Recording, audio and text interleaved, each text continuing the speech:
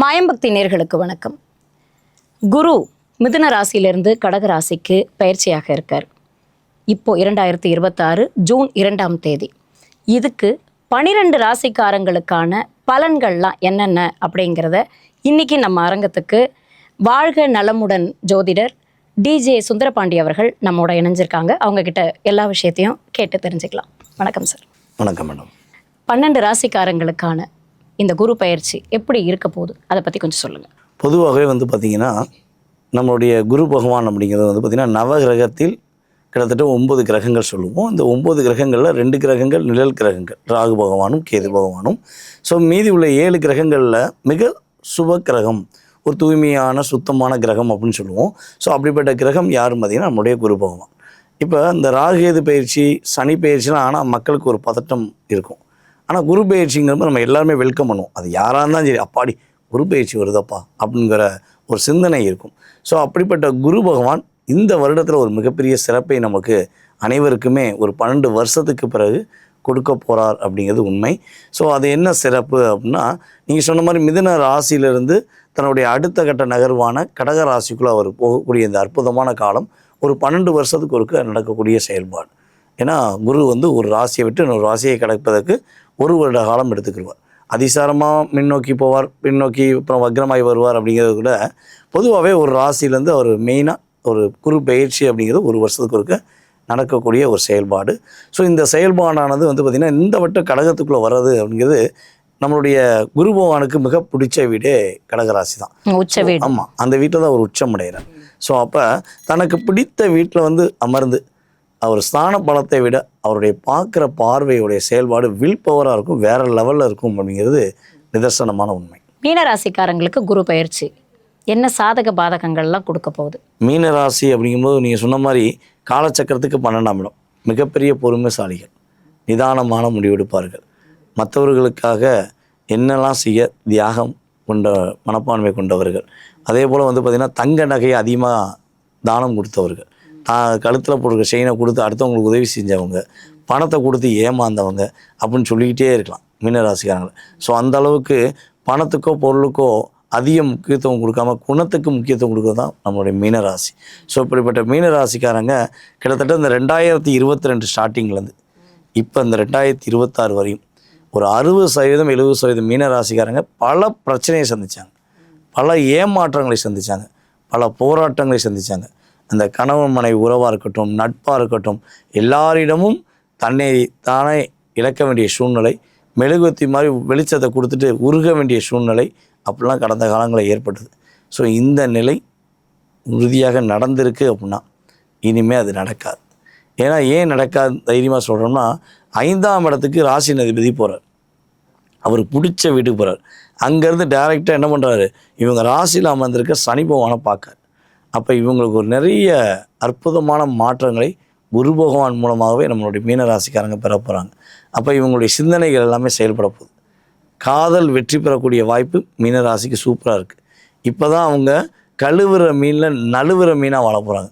முன்னாடியெல்லாம் பார்த்திங்கன்னா ஒரு இந்த 2022 மேக்ஸிமம் எடுத்துக்கோங்களேன், ஒரு சின்ன ஒரு தூண்டியில் போட்டால் மாட்டிக்கிற மீன் மாதிரி தான் மாட்டிக்கிட்டாங்க. யாராவது ஒரு அன்பை காட்டினோடனே உடனே அவங்க உண்மையாக அன்பு காட்டுறவங்களும் போய் ஏமாந்தாங்க. இவங்ககிட்ட பணத்துக்காண்டி உட்காந்து அழுது வாங்கிட்டு போனவங்களும் நிறைய பேர். வாங்கின பிறகு இவங்களை எந்த அளவுக்கு பாடாப்படுத்தியிருப்பாங்கன்னு அவங்களுக்கு தெரியும். ஸோ இப்படி நிலைமையிலேருந்து மாறி இவங்களுக்காக வாழக்கூடிய ஒரு சக்தி, இவங்களுக்காக ஒரு அற்புதமான மாற்றத்தை பெறக்கூடிய அமைப்பெலாம் நம்முடைய குரு பகவான் கொடுக்க போகிறாங்கிறது உண்மை. ஸோ அதே போல் கணவன் மனைவி ஒற்றுமை ஏற்படக்கூடிய வாய்ப்பு உண்டு.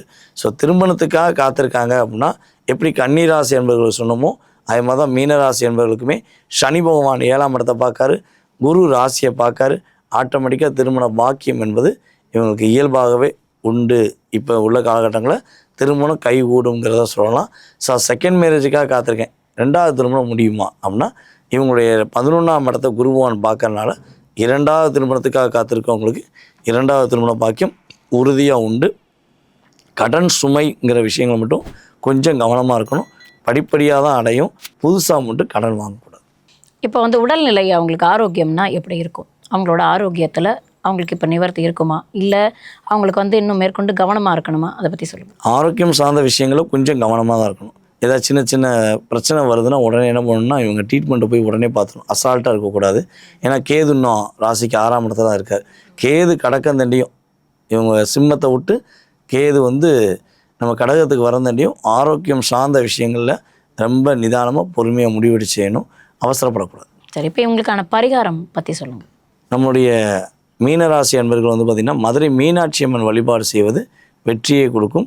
அதே போல் கடற்கரை சார்ந்த இடங்களில் உள்ள கோவில்கள், சிவன் கோயிலாக இருக்கட்டும், பெருமாள் கோயிலாக இருக்கட்டும், ஸோ முருகன் கோயிலாக கூட இருக்கட்டும், ஸோ அந்த இடங்களில் போய் வழிபாடு செய்வது இவங்களுக்கு மிகப்பெரிய மாற்றத்தையும் மிகப்பெரிய முன்னேற்றத்தையும் கொடுக்கக்கூடிய செயல்பாடாக உறுதியாக உண்டு. இந்த ராசிக்கான குரு பயிற்சி பொது பலனை பார்த்துட்டோம். கண்டிப்பாக இது எத்தனை சதவீதம் அது வந்து ஒர்க் ஆகுது, அதை பற்றி சொல்லுங்கள். பொதுவாகவே வந்து பார்த்திங்கன்னா நம்ம நிறைய மாற்றம் வரும், நிறைய முன்னேற்றம் வரும். உங்களுக்கு வீடு கிடைக்க போகுது, வண்டி வாகனம் வாங்க போகிறீங்க, வீடு கட்ட போகிறீங்க. ஸோ எனி ஒன் நம்ம ஏதாவது சொல்கிறோம் அப்படின்னா கிட்டத்தட்ட வந்து பார்த்திங்கன்னா இது வந்து பொது பலன், குரு பயிற்சிக்கான பொது பலன் சொல்லி சொல்லும்போது 20-30% ஒரு மாற்றம் உண்டு. எல்லா விஷயமும் அப்படியே கிடச்சிருமா, இவங்க எதிர்பார்த்தது எல்லாமே அப்படியே கிடச்சிருமான்னா அதுக்கு அவங்க சுய ஜாதகம் வலிமையாக இருக்கணும்.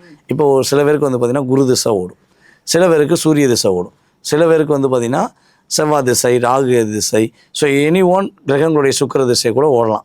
ஸோ அந்த திசாநாதனுடைய அடிப்படையை வச்சு, அந்த புத்திநாதனுடைய அடிப்படையை வச்சு தான் இவங்க எதிர்பார்க்குற விஷயங்கள் எந்த அளவுக்கு ஒரு மிகப்பெரிய மாற்றத்தை கொடுக்கும், எந்த அளவுக்கு ஒரு மிகப்பெரிய முன்னேற்றத்தை கொடுக்கும்னு சொல்லி நம்ம தெளிவாக சொல்ல முடியும்.